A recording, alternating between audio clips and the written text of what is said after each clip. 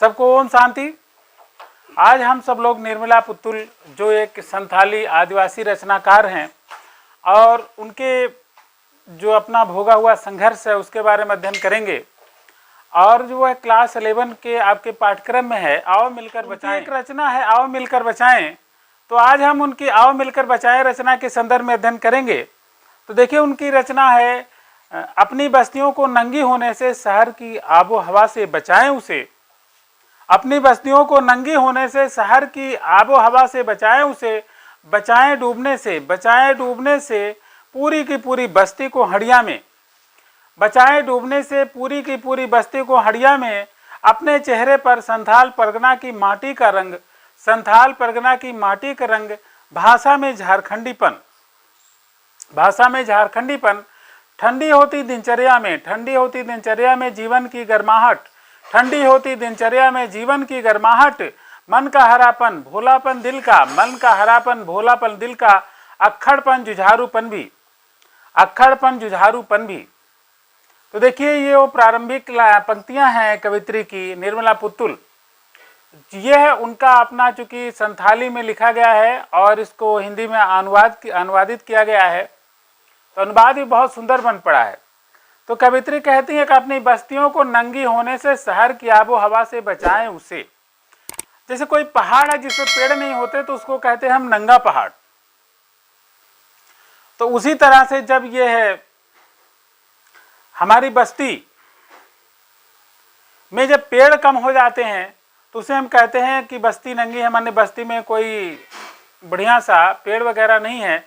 तो पहला अर्थ ये है कि बस्ती में हमारे आसपास में बहुत सारे वृक्ष होने चाहिए। तो पहला संदर्भ ये है। दूसरा संदर्भ होता है कि कम होते कपड़े, स्त्रियों के जो कम हो रहे कपड़े हैं, इस संदर्भ में हम कहते हैं कि अपनी बस्ती को नंगी होने से बचाएं, अपनी इज्जत आबरू बचाएं। दूसरा संदर्भ यह है। तीसरा संदर्भ जो बड़े कई संदर्भों में हो सकता है कि हम जो अपने हृदय से दूसरों का भला नहीं चाह रहे हैं, कहते नहीं कि कोई नंगा है, नंगा है मतलब वो दुष्ट प्राणी है। तो उस संदर्भ में भी कि लोग जो अधिक से अधिक दुष्टपना की ओर अग्रसारित हो रहे हैं, उससे भी अपने सभ्यता को बचाना है। तो कवित्री कह रहे हैं कि शहर की आबो हवा से बचाएं उसे। शहर की आबो हवा क्या है? शहर की आबो हवा, शहर में लोग मिनी स्कर्ट पहनते हैं, शहर में लोग पेड़ों को काट काट कर फर्नीचर बना रहे हैं और नए पेड़ उतना नहीं लगा रहे हैं। तो लेकिन गांव में क्या है, गांव में हम लोग पेड़ लगाने पर ज़्यादा ध्यान देते हैं और उसके बनस्पत फर्नीचर वगैरह पर उतने ध्यान नहीं देते। हम उतना कंज्यूम नहीं करते लकड़ी जितना शहर में हो रही है। तो इसलिए हमें क्या है कि शहरी हवाओं से बचाना है। अब देखिए इसमें कठिन शब्द तो ज़्यादा नहीं होना चाहिए। आबो हवा और बचाए डूबने से पूरी की पूरी बस्ती को हड़िया में। अगली जो पंक्तियां हैं, बचाए बस्ती को, बचाए डूबने से पूरी की पूरी बस्ती को, बचाए डूबने से पूरी की पूरी बस्ती को हड़िया में। हड़िया क्या चीज़ होती है? हड़िया होती है जो मिट्टी का बना होता है गोल। जैसे आपने लोटा देखा होगा, बहुत सारे लोग हड़िया देखी ही नहीं होगा आजकल के युग में।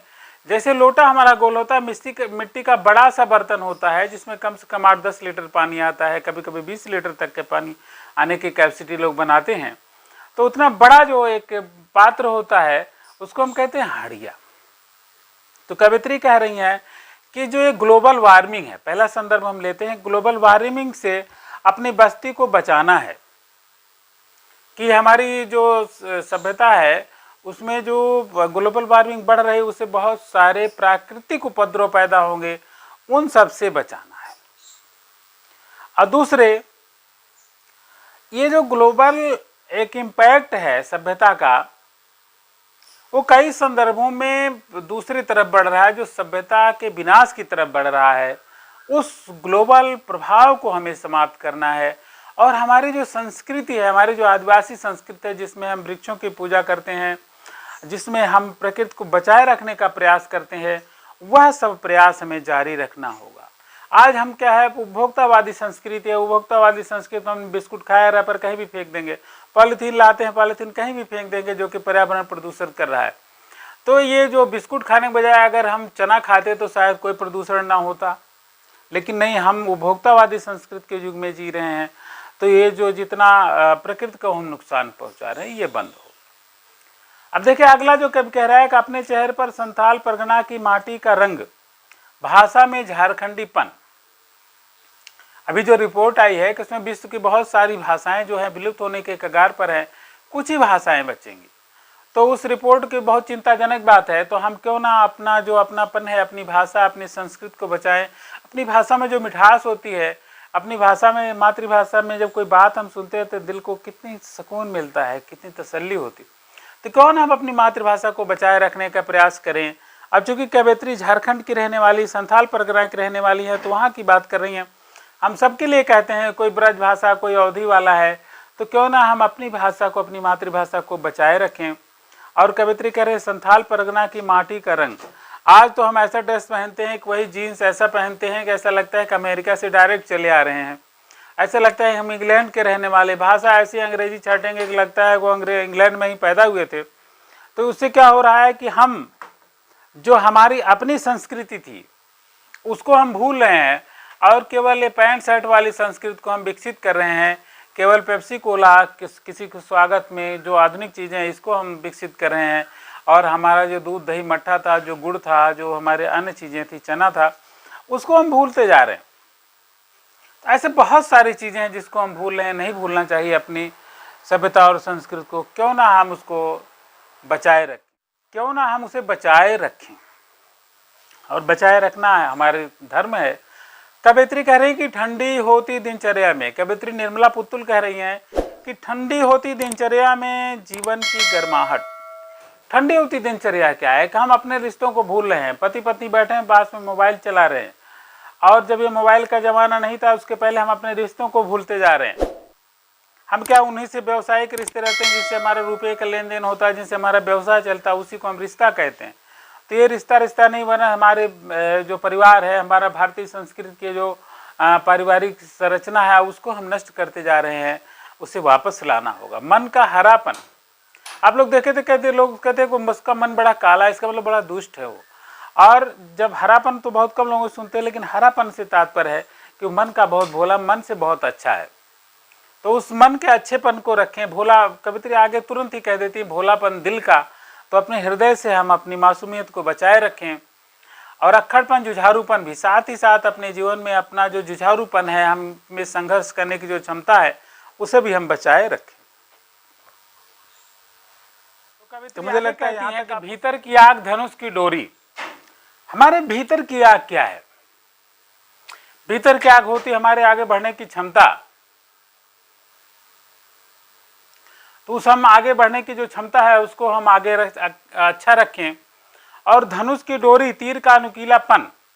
तो धनुष की डोरी, तीर का नुकीलापन, कुल्हाड़ी की धार, जंगल की ताजी हवा, नदियों की निर्मलता और पहाड़ों का मौन, गीतों की धुन, मिट्टी का सौदापन, फसलों की लहलहाट। ये सब क्या है? संथाल परगना के जो क्षेत्र की विशेषताएं हैं कि वहाँ पर तीर धनुष से पहले लोग शिकार करते थे। आज क्या है, हम तीर धनुष को भूलते जा रहे हैं। कुल्हाड़ी की धार, जिससे कुल्हाड़ी से लोग लकड़ी काट करके अपना सब भोजन वगैरह बनाते थे। और पहाड़ों का मौन, पहाड़ जब शांत होते हैं तो उसे मौन कहते हैं। आजकल हम डायनामाइट से पहाड़ों को तोड़ रहे हैं, पहाड़ों पर नाना प्रकार की अशांति फैला रहे हैं। ये सब कम होना चाहिए। और आज हम क्या है, फिल्मी गाने सुन रहे हैं, लेकिन अपने जो स्थानीय गाने हैं, अपने जो लोकल प्रकृति के गाने हैं, जो गीत सोहर वगैरह है, ये सब हम भूलते जा रहे हैं। तो क्यों ना हम अपनी संस्कृति की चीज़ों को लागू करें। और जो फिल्मी गाने हैं उसमें केवल एक ही प्यार का ही गाना होता है, माँ बहन पिता पुत्र आदि के रिलेशन के उतने गाने नहीं होते हैं। तो क्यों ना हम अपनी संस्कृति को जिंदा रखें और हमें पाश्चात्य संस्कृति को भूलकर अपने ही गाने सुने, खुद गाएं और सुने और नई चीज़ विकसित करें। अगला देखिए, नाचने के लिए खुला आंगन, गाने के लिए गीत, हंसने के लिए थोड़ी सी खिलखिलाहट और रोने के लिए मुट्ठी भर एकांत। देखिए कितना बढ़िया कवित्री कह रही हैं। नाचने के लिए खुला आंगन, नाचने के लिए खुला आंगन, गाने के लिए गीत और हंसने के लिए थोड़ी सी खिलखिलाहट, रोने के लिए मुट्ठी भर एकांत। इसमें कोई कठिन शब्द नहीं लग रहा है। नाचने के लिए कवित्री से तात्पर्य है कि प्रकृति का पूरा आंचल हमारे लिए खुला होना चाहिए कि जहाँ भी हम प्रसन्न हो वहीं पर नृत्य कर सकें। हमारे भीतर कोई ऐसे शर्म नहीं होना चाहिए कि फिल्मी नृत्य देख करके हम प्रसन्न होंगे। हम खुद नृत्य नहीं कर सकते तो अपने भीतर से हम कैसे प्रसन्न हो सकते हैं। गाने के लिए गीत। अभी तक क्या हम गाना सुन सुन करके प्रसन्न हो रहे हैं? क्यों ना अगर हमारे भीतर कोई ऐसी आग है, कोई ऐसी खुशी की बात है, तो हम खुद क्यों ना गा सकें। अपने यहाँ देखिए शादी ब्याह होता है तो लोग 10-15 दिन पहले से ही गाना शुरू करते हैं, बहुत सारी चीज़ें करते हैं, तो क्यों ना हम शुरू करें। हंसने के लिए थोड़ी सी खिलखिलाहट, जब हंसना होता है मुंह दबा के हम हंसते हैं, ऐसा लगता है हंसना भी कोई रोग है, हंसना भी कोई गलत काम है। प्रकृति में जितने भी जीव हों प्रसन्न होते हैं तो प्रसन्न होते हैं, दुख होते हैं दुखी होते हैं, तो क्यों हम अपने भावों को छुपाएं। हमारे अंदर भी अपने प्राकृतिक भावों को व्यक्त करने की क्षमता होनी चाहिए। रोने के लिए मुट्ठी भर एकांत, और अगर हम दुख में हो तो हमें अपने दुख को भी व्यक्त करने के लिए समय होना चाहिए, उसके लिए जगह होनी चाहिए। बच्चों के लिए मैदान, बच्चों के लिए खेल का मैदान निश्चित ही होना चाहिए, अगर बच्चे अपनी क्षमता का तभी विकास कर सकेंगे। पशुओं के लिए हरी हरी घास, और पशुओं के लिए अगर चारा नहीं होगा तो पशु बढ़िया दूध नहीं देंगे। और बूढ़ों के लिए पहाड़ों की शांति, बुजुर्ग हैं तो उनका शांत माहौल होता है कि उनका हृदय भी स्वस्थ रहे, वो भी प्रसन्न मन से रह सकें। और इस अविश्वास भरे दौर में थोड़ा सा विश्वास, इस अविश्वास भरे दौर में थोड़ा सा विश्वास, थोड़ी सी उम्मीद, थोड़े से सपने। आजकल लोग एक दूसरे पर विश्वास नहीं करते क्योंकि सत्य का जमाना नहीं रहा, तो हम सत्य को अपने भीतर धारण करें और लोगों से जब भी मिलें तो उस सच्चाई के साथ मिलें। थोड़ा सा विश्वास, थोड़ी सी उम्मीद, थोड़े से सपने, थोड़ा हमें विश्वास पैदा करें और सपने आगे बढ़ने के लिए सपने हों और हम कुछ आगे के लिए सोच सकें, उसके भी हमारे भीतर चिंतन होना चाहिए, जिसको हम सपना कहते हैं। एक लाइन आपने सुना होगा कि सपने वो नहीं होते जो सोने के बाद आते हैं, सपने वो होते हैं जो सोने नहीं देते। तो थोड़े से सपने से तात्पर्य है कि हमें आगे बढ़ने के लिए जो सोचना है, जो करना है, वह सारी चीज़ें होनी चाहिए। कवित्री आगे कहते हैं कि आओ मिलकर बचाएं, कि इस दौर में भी बचाने को बहुत कुछ बचा है अब भी हमारे पास। इस दौर में भी बचाने को बहुत कुछ बचा है अब भी हमारे पास, आओ मिलकर बचाएं। तो आओ हम सब लोग, ये हमारा अकेले का धर्म नहीं, आपका भी धर्म है, आपके पड़ोसियों का भी धर्म है, सबको ये चीज़ करनी। हम सुधरेंगे, युग सुधरेगा। तो आओ मिलकर बचाएं अपने पर्यावरण को, अपने संस्कृत को, अपनी भाषा को, अपनी सभ्यता को, अपनी भारतीयता को। हम सबको मिल करके ऊंचा उठाना है। बहुत कुछ बचा अभी हमारे पास, अभी भी हमारे पास बहुत कुछ है जिसे हम दुनिया के सामने रख सकते हैं, दुनिया के सामने इसको बचा सकते हैं। आप देखिए कितना भारत की विविधता है, राजस्थानी पगड़ी है, उधर संताल है, बंगाली संस्कृति है, तमिल संस्कृति है, कितने अलग अलग परिवेश हैं, कितने पहनावे हैं कि पहनावे से हम देख लेते हैं कि कौन किस राज्य का है। तो ये सब सारी चीज़ों को हमें बचाना है ताकि हमारी सब संस्कृति सुरक्षित रह सके।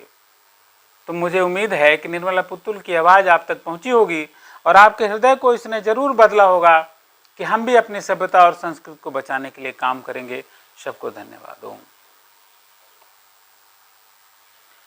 दूसरी चीज़ आपको बता दें कि इसमें भाषा खड़ी बोली है, छंद मुक्त छंद में कवित्री ने लिखा है और अपनी संस्कृति को बचाने के लिए बहुत सुंदर आह्वान।